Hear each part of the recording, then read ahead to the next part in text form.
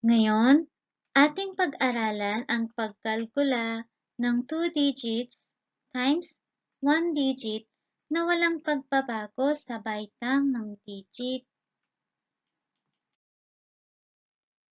Una, isulat natin ang numero sa dibisyon o digit ng kalkulasyon. Kasunod nito, gumamit ng ruler sa pagguhit ng linya ng ganito.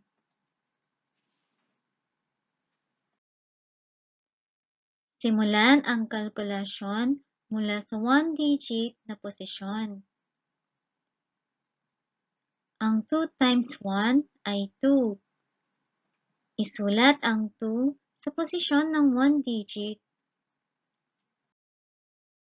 Susunod, kalkulahin natin ang 2 times 3. Isulat natin ang sagot na 6 sa posisyon ng 10 digit. Panghuli, isulat natin ang sagot. Tayo'y magkalkula sa panulat. Tayo'y magsanay.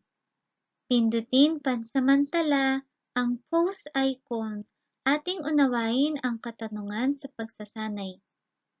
Pindutin ang play icon kapag natapos sagutin ang katanungan at markahan natin ng bilog. Ngayon, magtugma tayo ng sagot. Number 1, 22 times 4. Ang sagot ay 88.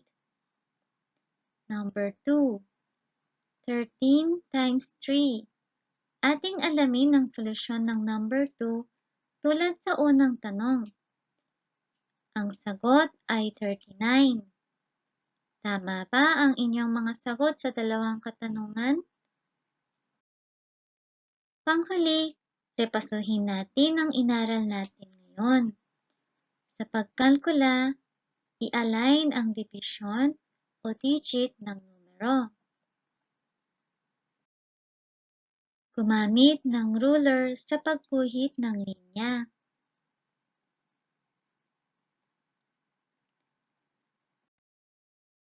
Simulan ang kalkulasyon mula sa 1 digit na posisyon.